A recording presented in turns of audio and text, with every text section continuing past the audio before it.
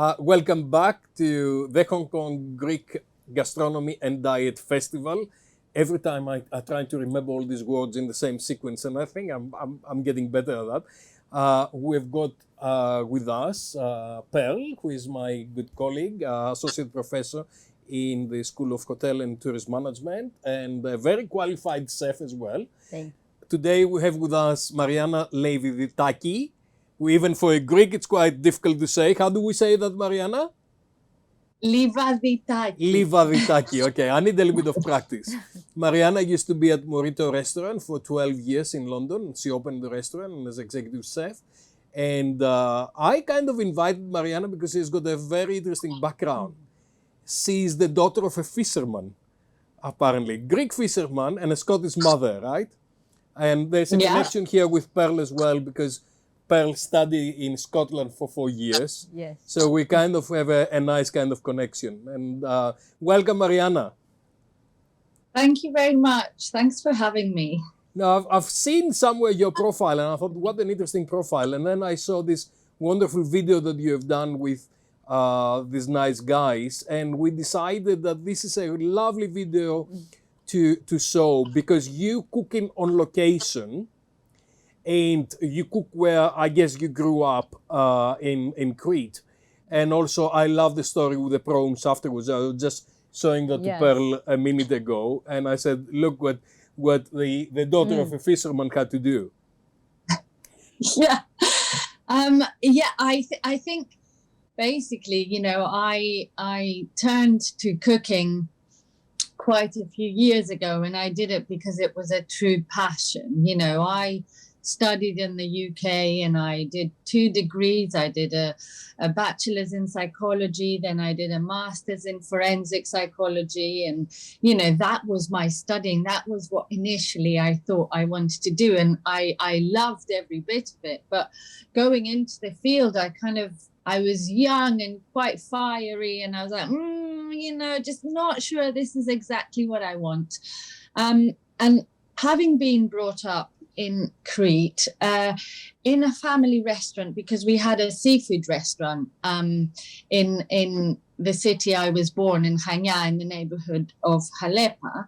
I was basically brought up in a restaurant. So I had a lot of that experience, and slowly as I grew, I just became really interested in food, and I just found myself constantly like cooking or reading or trying to learn more and more and more. So I became a chef because it was something I absolutely felt passionate about and I loved, and it was like a turn in my other career that I was heading towards at the time. So when I cook, I think I just love it to be real, to be absolutely real. I don't like being in a studio. I don't like making my food look beautiful for a photograph because that's how it needs to be. I need to do it. I need to do it, photograph it, and then eat it, or everyone else eat it. So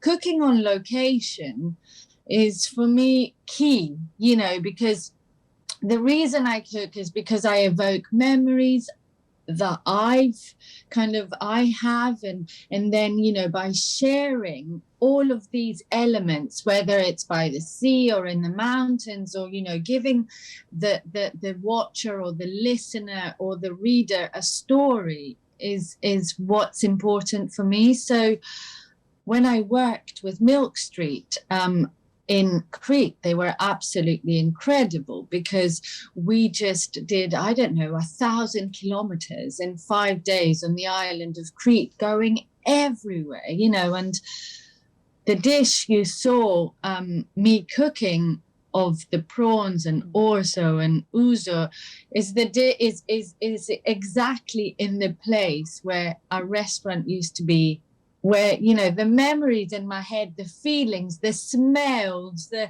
noises are just so alive, you know. So it was extremely special that we could do that. And then I think my food tastes better when I make it somewhere I love. Of course, because it's local and you've got local ingredients. Chef Marianna, thank you so much being with us. I do have some question for you. It's such a fantastic way to run your experience and how your family influenced you on how you cook and develop all the flavors. And we are also here in Hong Kong. We have a lot of seafood, and where you were was also a lot of seafood. Is there anything you would introduce us? We can do something in Hong Kong with a Greek flavor. Well, look, I'm sure, you know, your dishes are so amazing, and I'm always in awe, you know, with the way you cook. And I find it extremely difficult to be successful in any dish I try to make, but maybe because I haven't got the experience. In terms of, you know, Greek food or Cretan food, which is, you know, where I grew up. And I think the reason I had a lot of seafood in my life was because my dad was a fisherman, or is a fisherman, you know, still to this day. So we were a lucky family. We also had the seafood restaurant. Yes. So it's not that every single family, you know, in Crete eats a lot of fish, but we were that family. We were a fish family, basically. And that was amazing because we got to eat seafood almost every day. So you kind of, as children, we got to the stage where we would like, oh, Mum, can you please cook something else? Can we please have some fried chicken? Or can you please make a beef stew? And she was like, oh, well, I don't know. We need to see what Dad brings back from the sea today. Because the A-class catch would go to the restaurant, and the B-class, all the wonky, silly, half-eaten, tiny, not so perfect fish would go in a bucket and come home. So that was amazing in terms of how we ate it. But in terms of me giving you advice on what to do is a very difficult task for me, because I think Greek food is very simple. So the flavors are very much based on the seasons, and they're very much based on the ingredients that are local.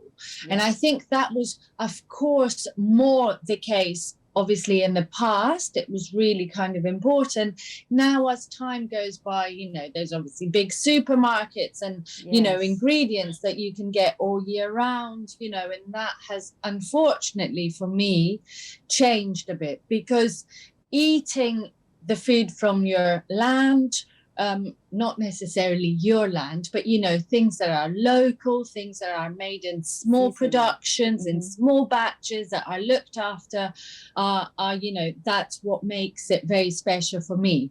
But in terms of cooking dishes, you know, I think my advice is, you know, make sure your seafood is super fresh, make sure it's almost moving, it's almost alive.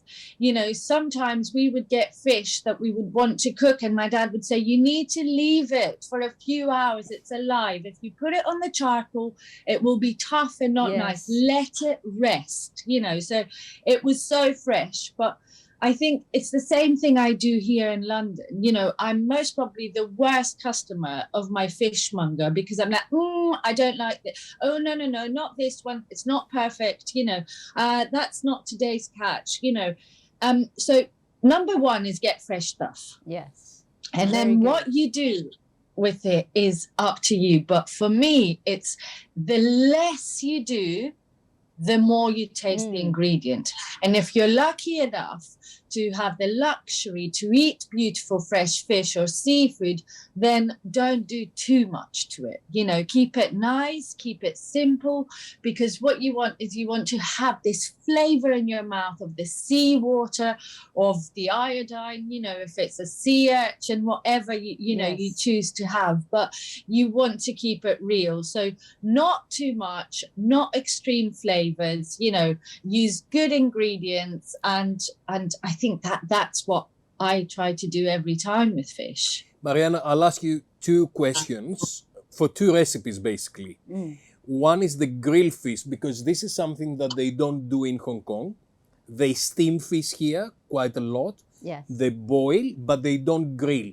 Although last Sunday, I went to Tai O, which is a fishing village, Tai O, yes. and they were grilling calamari on the street on a very small kind of Dry barbecue. calamari.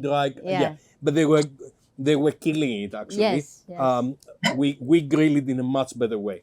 Yeah. So one is how we are grilling fish and what's your secret, and the second thing is kakavia, that you probably have. You have it in your book, the Aegean Islands cooking. Kakavia is the fisherman's soup.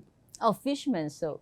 Every fisherman cooks kakavia, which is very specific to Greece. Wow. Yeah. So your advice on grilled fish and kakavia? Well, I think grilling fish is a fantastic way of having it. Obviously, because, getting a little bit of the smokiness from fire, cooking over fire for me is one of my favorite ways of cooking, whether it's fish or meat, it doesn't really matter. But I think you need to be able to understand the method. So even though it might be very easy to cook over fire, you think, fine, I'll light a fire, I'll cook my fish.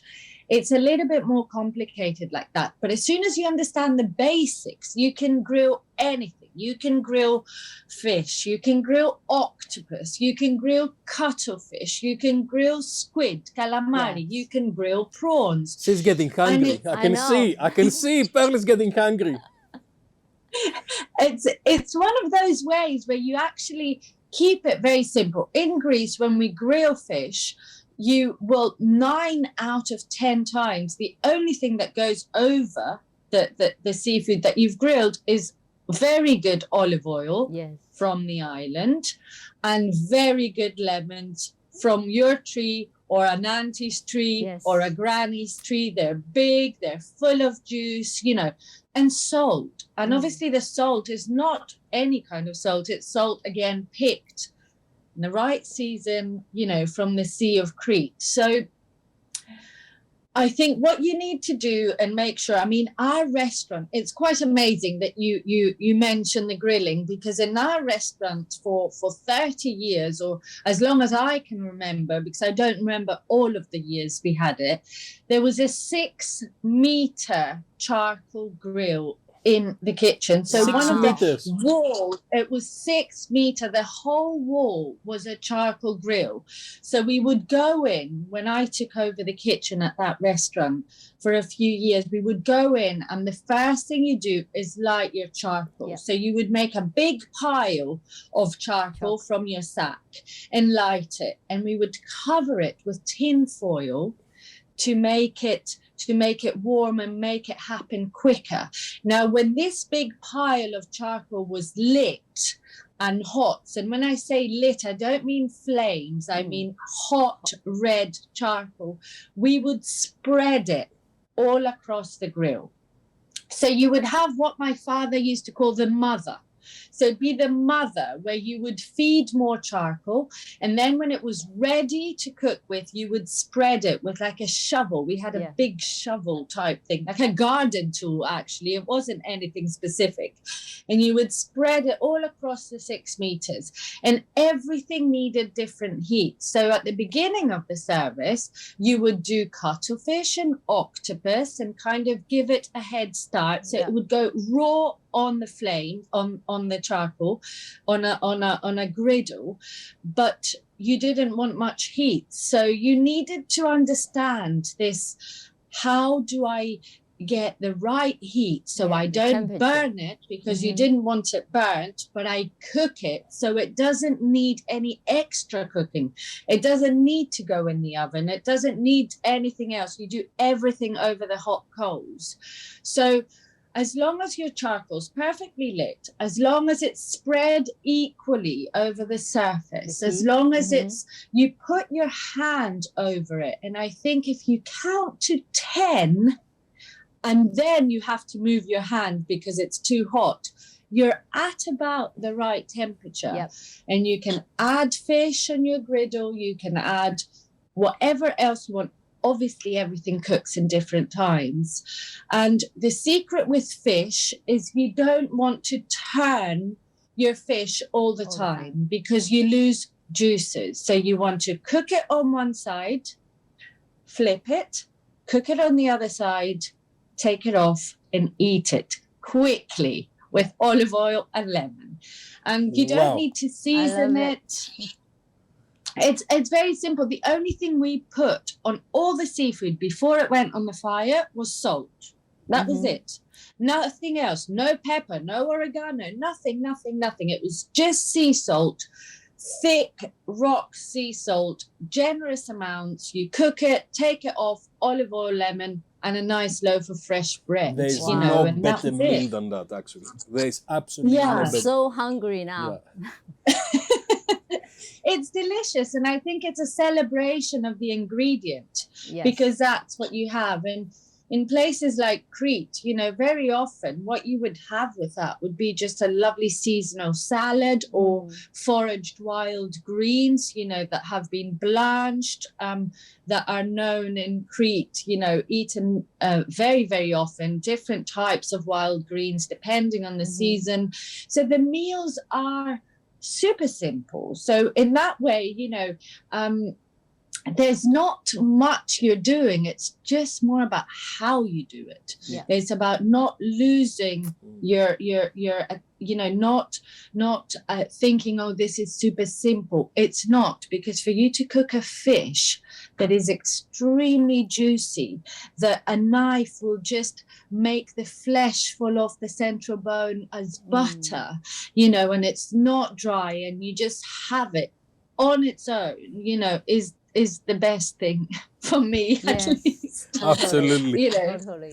Give us your cacaviar recipe as well, because cacaviar is a very special kind of thing to Greeks. And is it similar to anything else in international cuisine, or is that unique to Greece? I think it's very unique to Greece. I think every fisherman has their own recipe, and every fisherman thinks their recipe is the best in the world.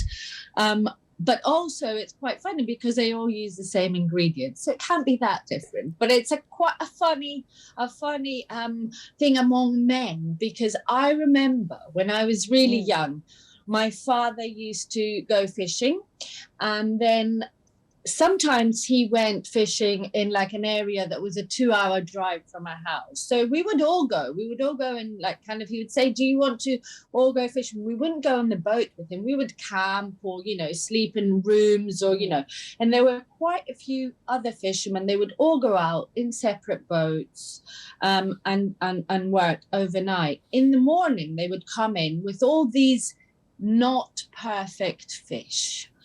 All the leftovers, all the funny ones, eels that, you accidentally catch. You don't really want to catch eels because no one really, they don't sell very well, but they get caught. Lots of them get caught, and they are actually delicious. So all this bucket of miscellaneous, funny, small, big, half-eaten, long, short fish would be cleaned by the women, which is amazing. So the women would clean the fish, the women would clean the potatoes, and the men would make the cacaviar. So usually it was an outdoor activity, and there's a big gas hob and a big pot. The potatoes go in the bottom, a single layer, nice big chunks of lovely potatoes, and then all the fish is thrown on top of the potatoes, and then you put an enormous amount of olive oil. So literally, it's almost equal amounts of water and olive oil. So a lot. But, there isn't that issue of how much olive oil. Olive oil is expensive. I mean, every family most probably uses about 10 liters a week, So olive oil on top of the fish, lots of salt and water, but just enough. This is the most crucial. Just enough to cover the fish. So do not cover the fish completely. Then you put the lid on, fire on full blast. You bring it to the boil. You cook it for about 20 minutes, depending on the fish, on the size of the fish in there. You turn it off. You squeeze lots of fresh lemon, and then you let it sit and you let it relax. So when you go back to this pot and you lift it, it's actually like a cream. So the gelatin from the fish together with the olive oil and the water has just created this amazing emulsion that is, it's like medicine. That's the only way I can describe it. So we used to sit outdoors in these long tables by the harbor where the fishermen would sit and everyone would sit, the kids, any passerby, and sometimes you weren't even given a spoon. You were given the Cretan rusks, like really hard bread, and they're like, you don't need a spoon to eat your kakavia. So you would eat your fish with the hand, get the bones on one side, use this rusks hard bread to kind of soak it in the soup, and they would never ever give you large portions. That was amazing because Greeks are all about a lot of food, a lot, eat. But with kakavia, you always got quite a small plate. And I was like, why is this, and when you have it, you realize that it's so rich and so filling that if you did have a big bowl of it, most probably you'd never be able to get off the table, So it's an amazing soup. And then, moving forward, we come to a restaurant or a recipe book where I wrote the recipe, and you tend to use a bigger fish, something with, again, a lot of gelatin like turbot here, or, something that has richness to give to the broth, So it's versatile in that way. You can use one big fish or you can use lots of tiny fish. It depends how comfortable you are with fish eating as well. Because if you use tiny fish, then, you've got lots of bones and you have to get your hands dirty. But that's the whole fun of it. It's a rustic soup. It's the fisherman's soup, So when we used to do it at the restaurant, I wasn't allowed to do it for about 15 years. Wow. It was like, no. We've got a kakavia in order. I'm doing it, my dad would say. Or, you're not doing it. Even though I would cook the whole menu, I would go in, do all the prep, work so hard, be in charge of the kitchen.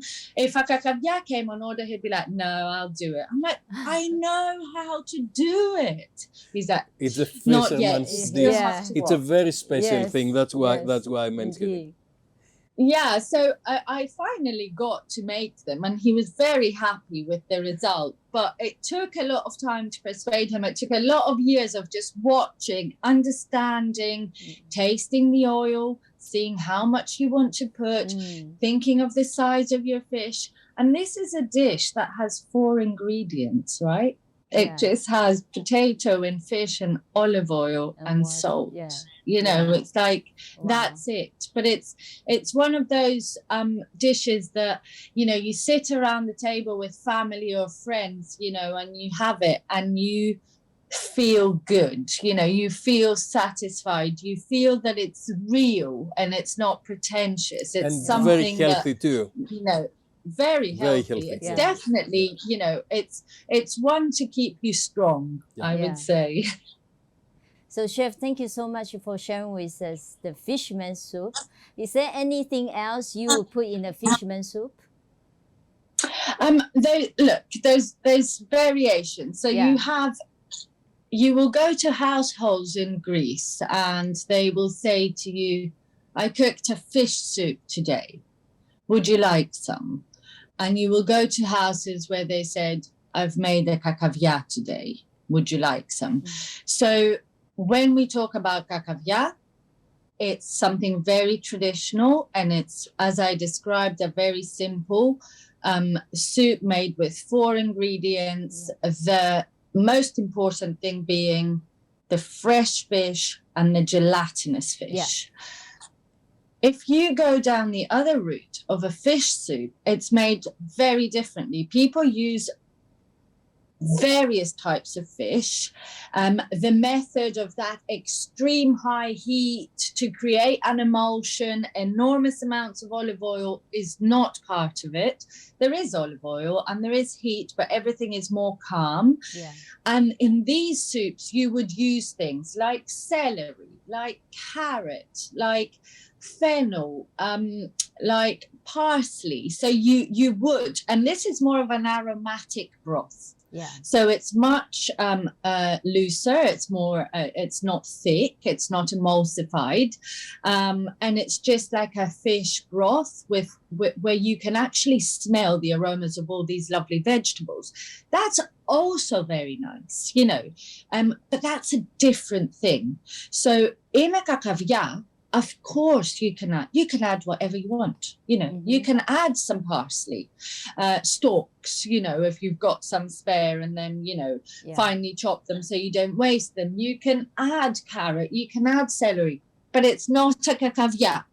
Cacavia is the best. Yeah. I think Marianna, you need to send us the recipe from your book, and actually you need to send us the cover of the book, and we will include that on the video because my mouth is getting watered, and I cannot wait to kind of try that. Yes. Thank you very much for being with us, and thank you very much for sharing all your passion. And it's wonderful to actually hear your story that fuel your passion for food. Yes. And we can only hope that we are going to go to Crete very soon, all of us, and enjoy the local food and the local seafood in particular. Lovely. Well, thank you for having me. It was a pleasure to have a chat. Thank you. Thank you. Take care. See you soon. Bye-bye. Bye-bye. Bye-bye. Bye.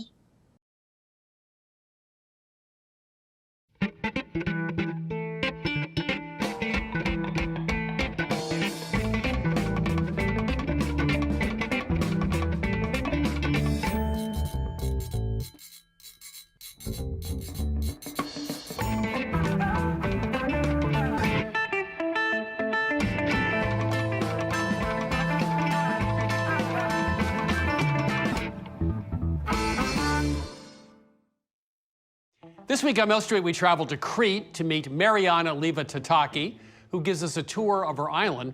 She also cooks up her braised beef with figs and cabbage. Plus, we make another Cretan specialty, shrimp, orzo, and zucchini with ouzo and mint. So please stay tuned as we explore the cooking of Crete.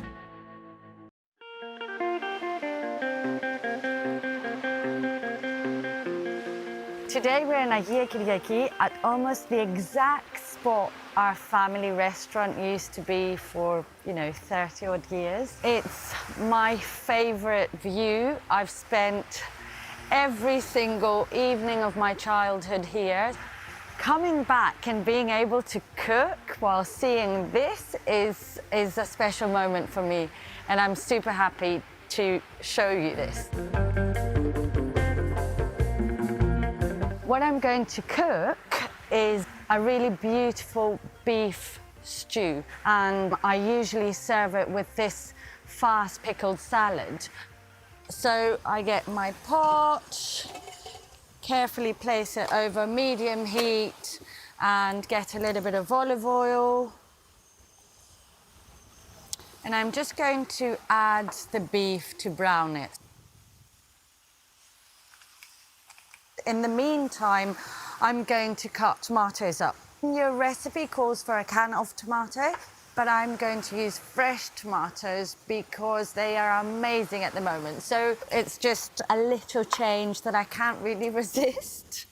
So just going over and dicing them. Okay, so tomatoes are chopped. I'm just going to check the beef. Beef still needs a few minutes, so I'm just going to transfer my tomatoes into a bowl and continue with my figs. I've got really lovely dried figs that are from here, and I've also got some fresh ones. So yes, the recipe doesn't say use fresh figs. We are in Crete and the fig trees are overloaded at the moment, so I'm just going to do it. As a lover of good food and ingredients, I cannot not use a few fresh figs in this recipe. So, very roughly chopped. As you can see, they're just absolutely amazing. They're like honey inside. I think they will add a really lovely texture and freshness and lift to our stew. I also have my dry figs because they add this really nice richness to the stew. And usually you would make it with dry figs. Figs are ready, tomatoes are ready, juniper berries are here. Last check on the beef. Almost there. So here we go.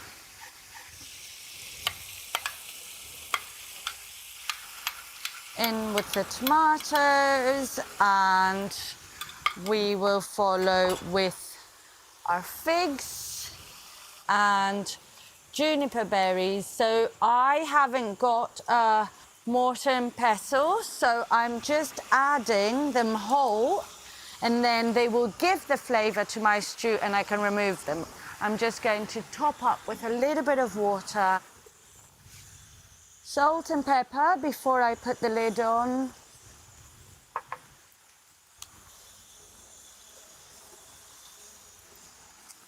And that's it.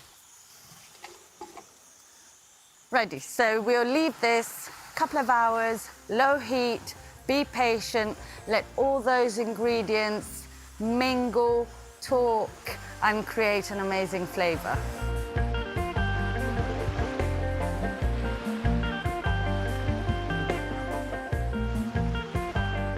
We're going to make the quick pickled cabbage salad, which is delicious.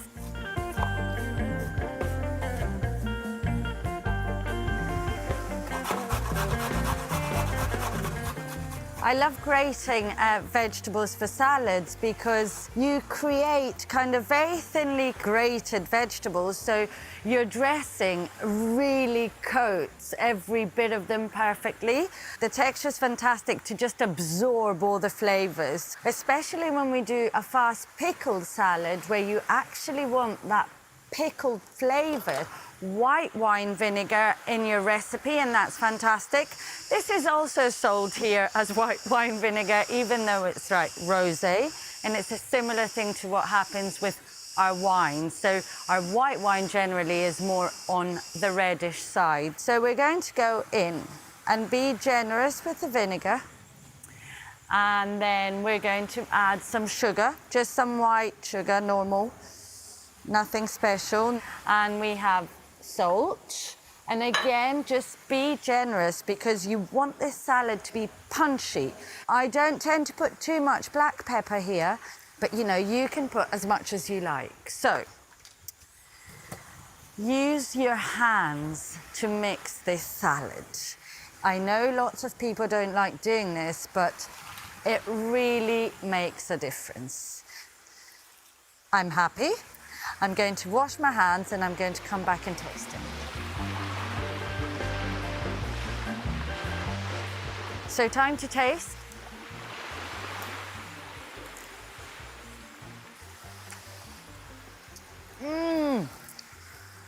It's delicious, it's amazing. The sugar's enough, the salt's enough. I'm really, really happy with it. I'm going to put it to one side. And I'm going to add the mint leaves a bit later, just so they stay lovely and green. Our stew is almost ready, so maybe needs another half an hour. So what I'm going to do now is I'm going to prepare the carrots. So simply peel them, and then we are going to cut them in half lengthways, and then we're just on an angle, slice them into pieces. So carrots in the stew is smelling incredible. And that's it. So placing the lid on again, and I think we'll be eating in about half an hour.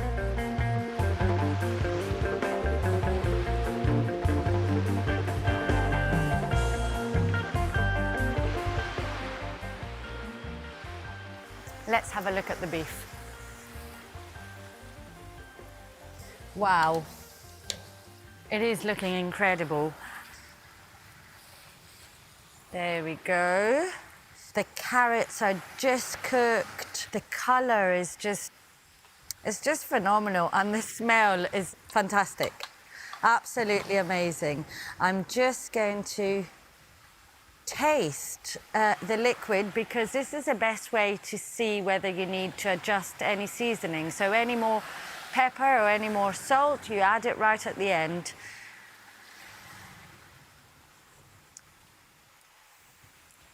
Fantastic. I promise you, it's fantastic. Oh.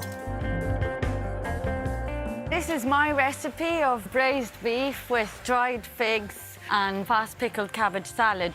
This is a very special place for me to cook, and I hope you enjoy it and you love it as much as I do.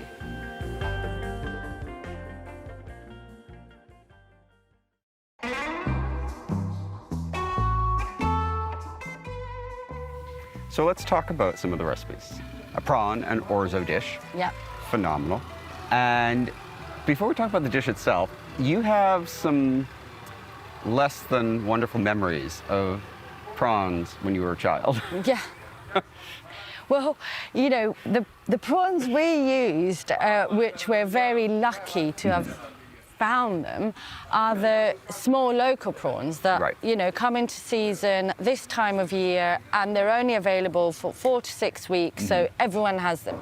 The problem is that they are small and they are quite hard to handle. So not if you've got one, but imagine you've got 10 kilos of them or a pile of them. In the same way that everyone wants to eat them during this time of year, my dad, who's a fisherman and uses the freshest bait, I've never seen anyone be so fussy about what bait goes on his hooks. It's the best stuff on the market.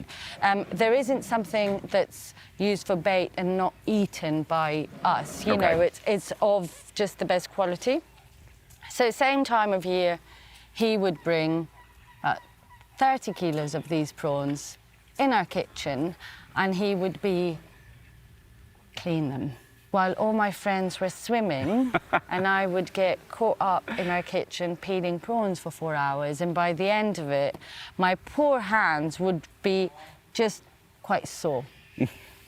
So that was the bad experience of them, but you know, there's been many good ones, and this dish that we cooked is quite amazing.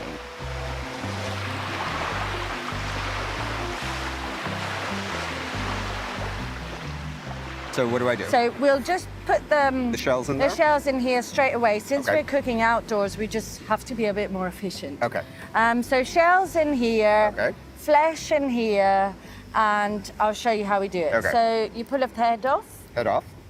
and you just follow, starting from the legs. Okay. And just follow the body. Follow the body, pull the tail, done. Ah, okay, not so bad. Very easy. So this orzo dish is one of my favorites. So we use orzo, which is a small type of pasta, almost like similar to the shape of rice. Okay. And it's used very much here. And a traditional way to use it is to bake it in the oven with lamb shanks. Oh, okay. And it's delicious. But it has started being used in other recipes. So combining it with seafood or fish, creating something lighter.